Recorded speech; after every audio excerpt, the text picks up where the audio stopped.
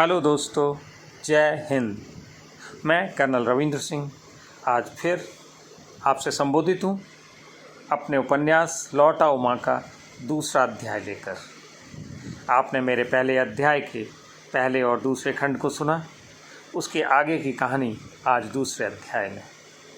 अगर आपको मेरा उपन्यास की ये कहानी अच्छी लगती है और आप इसे अनवरत सुनना चाहते हैं तो कृपया कमेंट बॉक्स में अपना कमेंट ज़रूर दीजिएगा और हाँ, चैनल को सब्सक्राइब करना मत भूलिएगा। धन्यवाद। तो चलिए हम बढ़ते हैं कहानी के अगले सफ़र पर।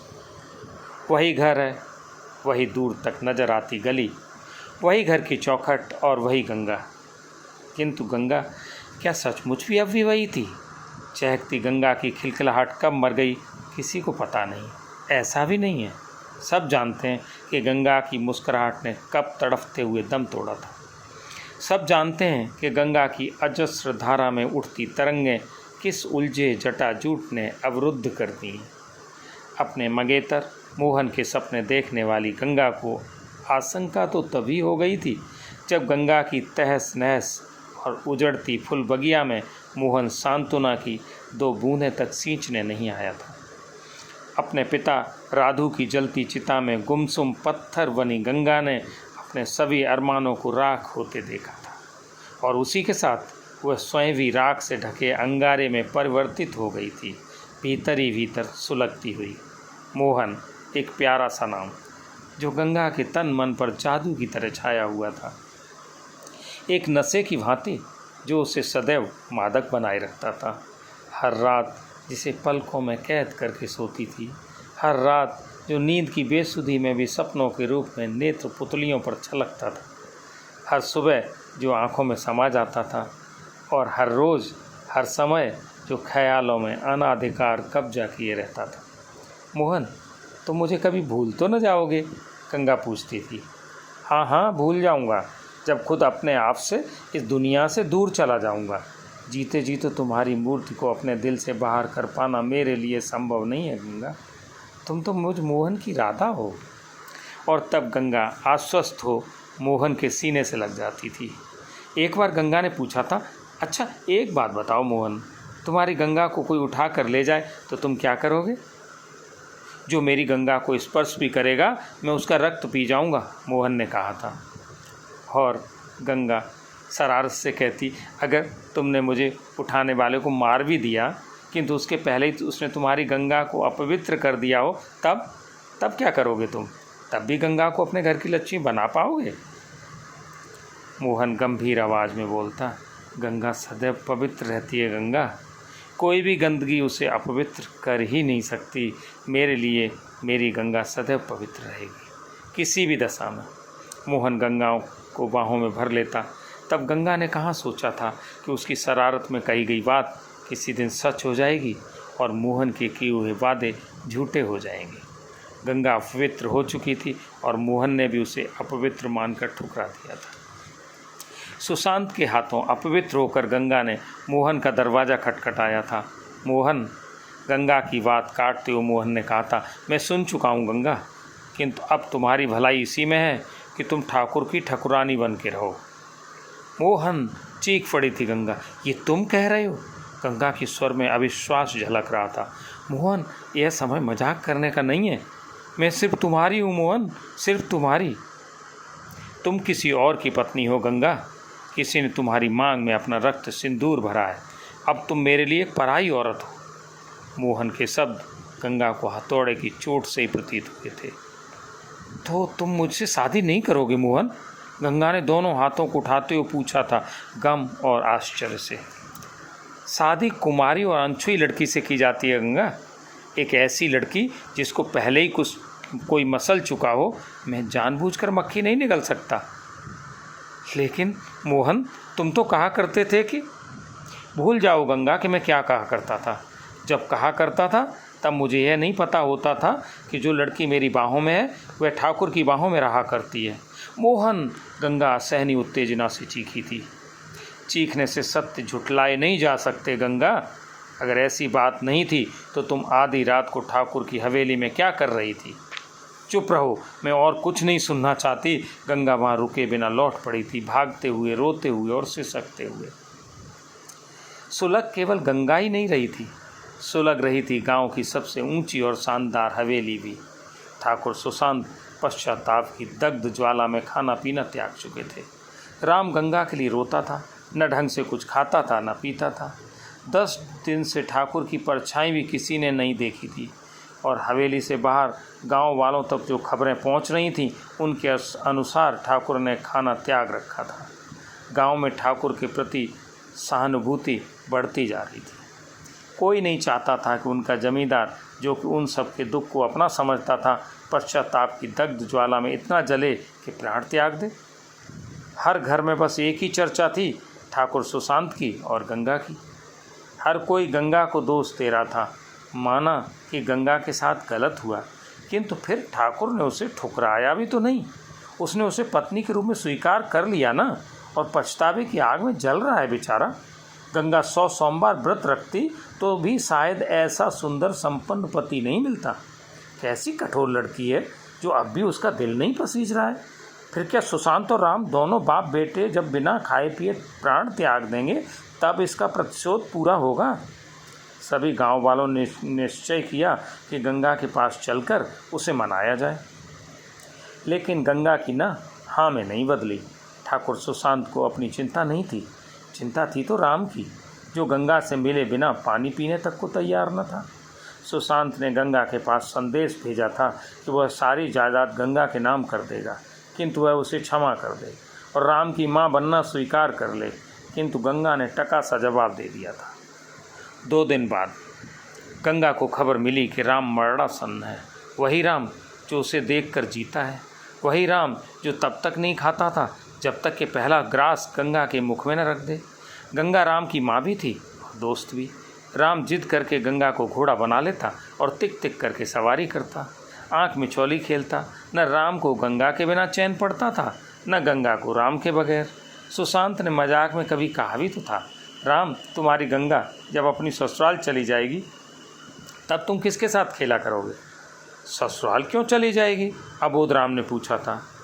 क्योंकि उसकी शादी हो जाएगी, ठाकुर ने कहा, और तब उसका दूल्हा उसे अपने घर लेके चला जाएगा।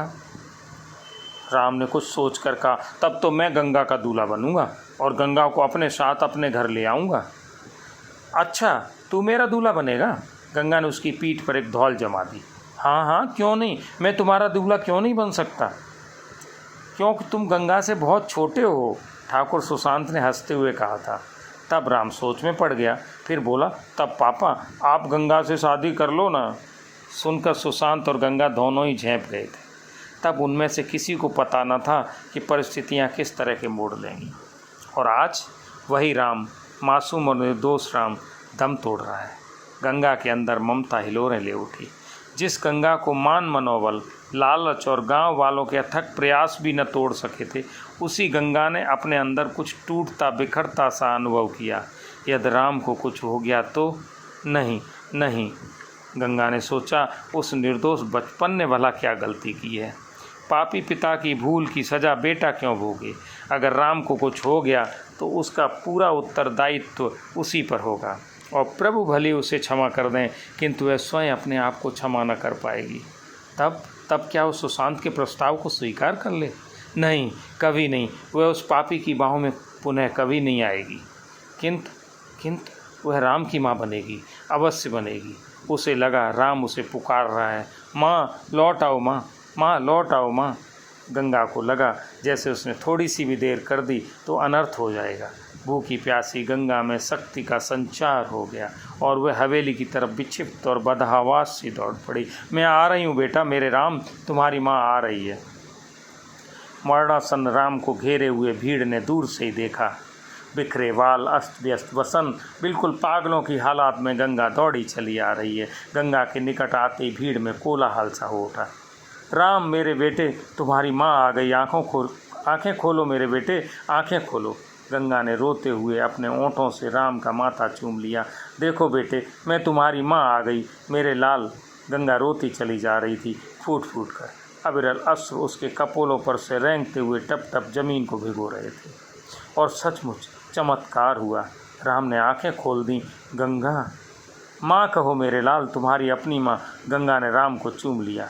माँ, राम के मुँह से अस्फुट सा स्वर निकला। तुम मेरे पास लौट आओ माँ, लौट आओ माँ। हाँ बेटे, मैं लौट आई, कभी वापस न जाने के लिए। गंगा ने राम को बाहों में भर लिया। सुशांत सहित सारे ग्रामवासी, नर नारी, आबाल वृद्ध, सबकी आंखों से प्रसन्नता भरे अश्रु चू पड़े। गंगा ने राम की आंखों में काजल लगाया और एक काला टीका माथे पर रख दिया। मेरे लाल को नज़र न लगे। राम ने काजल की डिबिया में अपनी उंगली डुबोई और गंगा के माथे पर काली बिंदी सी लगा दी। गौर वर्णीय सूने माथे पर काली बिंदी रूपड़ी गंगा को और भी रूपवान बना गई। देखो माँ, तुम कितनी सुंदर लग रही हो। राम ने गंगा के सामने दर्पण कर दिया और सचमुच ही गंगा अपने रूप पर मोहित हो गई। एक टक और अपलक अपना प्रतिबिंब देखते हुए अपने ही सौंदर्य में खो गई। वह शायद और भी खोई रहती कि तभी दर्पण में अपने प्रतिबिंब के पीछे पड़ते एक और प्रतिबिंब को देखकर चौंक गई। हाथ कांपा और दर्पण हाथ से फिसलता हुआ जमीन पर गिरकर चूर चूर हो गया। गंगा के चेहरे पर घृणा सिमटती चली गई। चेहरे की नसें आवेश से तनती चली गईं। सुशांत ने गंगा की इस नफरत की ज्वाला की झुलसन को बखूबी महसूस किया। उसका मन आहत हो उठा। हृदय भी जमीन पर पड़े चूर चूर दर्पण की तरह ही चूर चूर हो गया। आहत और लरजते स्वर में पुकारा, गंगा। गंगा ने अपने उफनते आवेश को संयत करते हुए राम से कहा, जाओ बेटे, बाहर जाकर अपना टीका घाघरा चाची को दिखाओ कि देखो तुम्हारे माथे पर कितना अच्छा टीका लगा है। मुझे काजल की डिबिया दे दो माँ, मैं घाघरा चाची को भी टीका लगा कर आऊँगा और मैं उनको कहूँगा कि चलो मेरी माँ को देख लो, वह काले टीके में कितनी अच्छी लगती है। कहते हुए राम ने काजल की डिबिया गंगा के हाथ से ले ली और अपना गाल गंगा की तरफ बढ़ा दिया। मेरी मीठी लो ना माँ। गंगा ने राम के गालों पर प्यारा सा चुम्बन अंकित करते हुए कहा, शाबाश, जाओ। नहीं माँ, मैं भी तुम्हारी मीठी लूँगा। कहते हुए राम ने गंगा का माथा चूम लिया और बाहर भाग गया। राम के बाहर जाते गंगा ने कहर भरी नज़रों से सुशांत की तरफ देखा। आपको इस तरह चुपचाप मेरे पीछे आकर खड़ा नहीं होना चाहिए ठाकुर महाशय सुशांत सिंह। गंगा ने आखिरी 4 शब्दों पर जोर देते हुए कहा। गंगा, सुशांत ने कुछ कहना चाहा। मैं जानती हूँ, गंगा बोली, कि आप मुझसे क्या कहने आए हैं और आप ये भी जानते हैं कि मेरा उत्तर क्या होगा। लेकिन गंगा, जब तुम राम की माँ बन चुकी हो तो फिर मेरे साथ विधिवत विवाह करने में क्या आपत्ति है। मेरी बात मान जाओ गंगा, अपना जीवन बर्बाद मत करो, सुशांत ने समझाया था। मैं पहले भी कह चुकी हूँ कि मैं राम की माँ बनकर तो इस हवेली में आई हूँ, किंतु तुम्हारी पत्नी बनकर नहीं आई हूँ। गंगा ने एक एक शब्द को चबाते हुए कहा। तुम चाहते हो कि मैं तुम्हारे नाम का सिंदूर अपनी मांग में भर लूँ? तुम चाहते हो कि मैं अपनी अस्मत के लुटेरे और अपने सपने के हत्यारे के साथ अग्नि को साक्षी मानकर 7 फेरे ले लूँ? तुम चाहते हो कि अपने शरीर को तुम जैसे कामुक भेड़िए के सामने पुनः गोश्त के रूप में फेंक दूँ? गंगा बिफर पड़ी थी। नहीं गंगा नहीं, सुशांत ने उसकी बात काटते हुए कहा। मैं वादा करता हूँ कि यह तुम नहीं चाहती हो तो मैं तुम्हारे शरीर का कभी स्पर्श भी नहीं करूँगा। लेकिन सोचो गंगा, तुम मेरी हवेली में रह रही हो, राम तुम्हें माँ कहता है, दुनिया तो यही कहेगी ना कि ठाकुर ने बिना फेरे लिए हुई गंगा को घर में रखा हुआ है। कौन विश्वास करेगा हमारे बीच कोई शारीरिक संबंध नहीं है। सब तो यही कहेंगे ना कि ठाकुर ने बिन ब्याही एक रखैल बिठा रखी है। ठाकुर, गंगा तड़फ कर चीखी। ठाकुर ने गंभीर स्वर में कहना जारी रखा। बुरा लगा ना गंगा? यह रखैल शब्द है ही ऐसा कि बुरा लगेगा ही। लेकिन सोचो जरा कि कल राम बड़ा होगा, राम से सब यही कहेंगे कि तुम्हारे पिता ने एक रखैल रखी हुई है, कि राम जिसे माँ कहता है वह मात्र एक रखैल है। सोचो गंगा, तब राम हमारे बारे में क्या सोचेगा। और यह धब्बा राम का पीछा कहीं भी नहीं छोड़ेगा। यह बदनामी का धब्बा राम को हर जगह अपमान की ज़िंदगी जीने को मजबूर कर देगा। और हो सकता है कि तब राम भावावेश में आत्महत्या कर बैठे, वह राम जिसे तुम प्राणों से ज़्यादा प्यार करती हो। उफ़, गंगा ने दोनों हाथों से अपना माथा पकड़ लिया।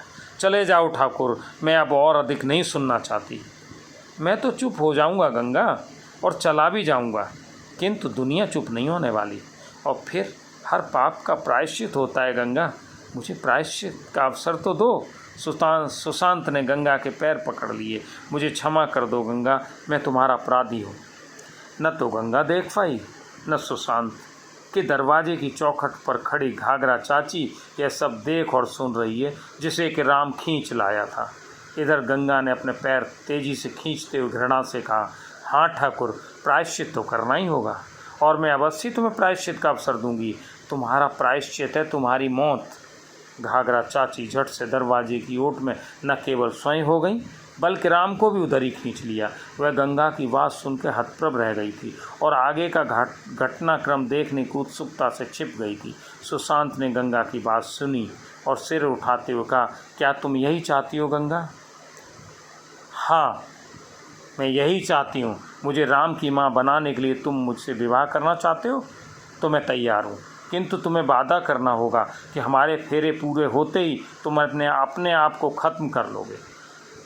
ठीक है गंगा, सुशांत धीरे से बोला। गंगा, तुम अगर ऐसा ही चाहती हो तो ऐसा ही होगा।